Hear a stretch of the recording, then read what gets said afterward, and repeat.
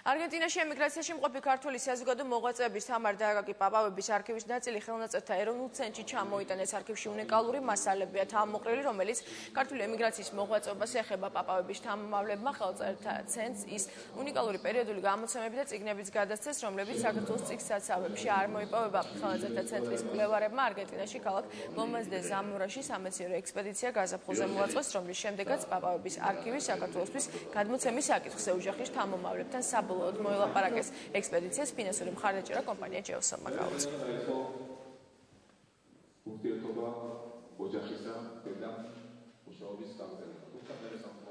აქ არის ძალზე მნიშვნელოვანი მასალები.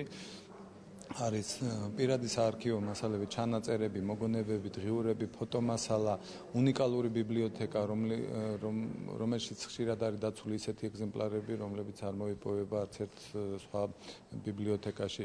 თამარ დააკაკი პაპავების პირადი არქივი და ბიბლიოთეკა უკვე საქართველოშია. ეს არ არის პირველი პროექტი ჩვენი ხელნაწერთა ეროვნულ ცენტრთან განხორციელებული. ძალიან ბევრი უამრავი ესეთივე დონის საინტერესო პროექტი განახორციელეთ, მაგრამ როგორც ჩანს, დღევანდელი ეს ღონისძიება და ეს პროექტი ყველაზე მნიშვნელოვანია, იმიტომ რომ ეს არის ერთ-ერთი ყველაზე დიდარი არქივი, რაც უცხოეთში იყო ქართველი ემიგრანტების მიერ შენახული. არგენტინაში ეს ყველაფერი ინახებოდა 1959-50 წლიდან. ომის შემდეგ ეს ოჯახი გერმანიიდან საცხოვრებლად გადავიდა არგენტინაში და თითქმის ყველაფერი, იმიტომ რომ რაღაც ნაწილი განადგურდა ჰამბურგში სახლი დაბომბვის დროს, რაღაც ნაწილი სხვაგვარად დაიკარგა, მაგრამ ძირითადი ნაწილი გადარჩა და წაიღეს ეს ყველაფერი არგენტინაში.